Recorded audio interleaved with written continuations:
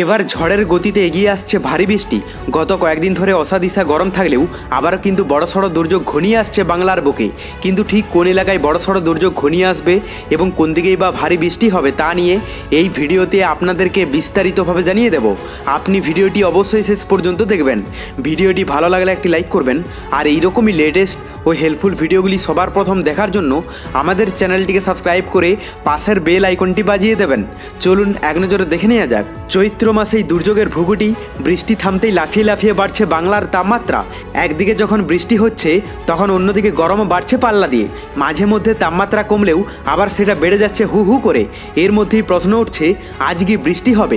আবহাওয়া দপ্তর জানিয়েছে এবার ধীরে ধীরে তাপমাত্রা বাড়বে জেলাগুলিতে।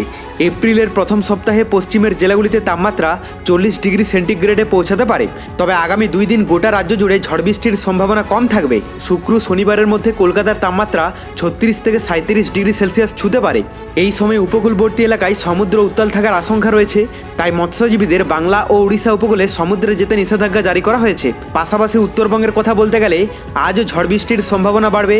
বজ্র বিদ্যুৎ সহ বৃষ্টির সঙ্গে 40 থেকে 60 কিলোমিটার গতিবেগে দমকা হাওয়া বইতে পারে।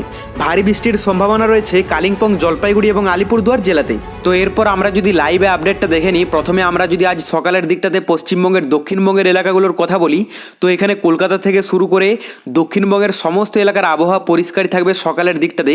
কোথাও সেই রকমভাবে বৃষ্টির সম্ভাবনা দেখতে পাওয়া যাচ্ছে না। কিন্তু উত্তরবঙ্গের যদি আপডেটটা দেখা যায় তাহলে এখানে স্পষ্ট দেখা যাচ্ছে দার্জিলিং থেকে শুরু করে কালিম্পং, কার্শিয়ং, জলপাইগুড়ি, আলিপুরদুয়ার, কোচবিহার, মোটামুটি উত্তরবঙ্গের সমস্ত এলাকাতে বৃষ্টির সম্ভাবনা রয়েছে।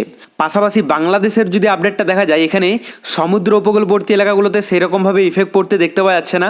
কিন্তু ভিতরের এলাকার মধ্যেও বেশিরভাগ এলাকার আবহাওয়াতে পরিষ্কারই দেখতে পাওয়া যাচ্ছে।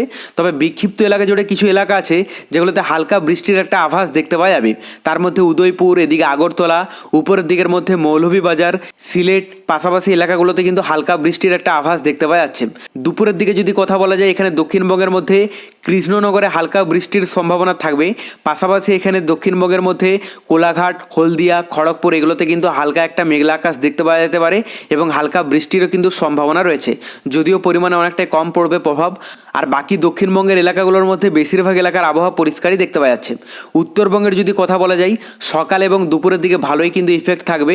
আর বাংলাদেশের মধ্যে সমুদ্র উপকূলবর্তী এলাকাগুলোতে সেরকমভাবে ইফেক্ট না থাকলেও এখানে বরগুনা, কোলাপাড়াতে হালকা একটা ইফেক্ট থাকবে, পরিমাণে অনেকটাই কম। কিন্তু বাদবাকি এলাকাগুলোর মধ্যে বেশিরভাগ এলাকার আবহাওয়া পরিষ্কারই দেখতে পাওয়া যাচ্ছে। এরপর আমরা রাতের দিকে দেখে নেব। তো রাতের দিকের মধ্যে দক্ষিণবঙ্গের কোথাও বৃষ্টির সম্ভাবনা নেই। তো বলাই যায় সকাল থেকে রাত পর্যন্ত দক্ষিণবঙ্গের এলাকাগুলোর আবহাওয়াতে সেই রকম দুর্যোগপূর্ণ আবহাওয়া নেই, সম্পূর্ণ এলাকা পরিষ্কারই থাকবে। কিন্তু উত্তরবঙ্গের মধ্যে সকাল থেকে রাত পর্যন্ত উত্তরবঙ্গের এলাকাগুলোতে বৃষ্টির সম্ভাবনা রয়েছে বিক্ষিপ্ত এলাকা জুড়ে। আর বাংলাদেশের মধ্যে রাতের দিকটাতেও সেরকমভাবে প্রভাব পড়তে দেখতে পাওয়া যাচ্ছে না।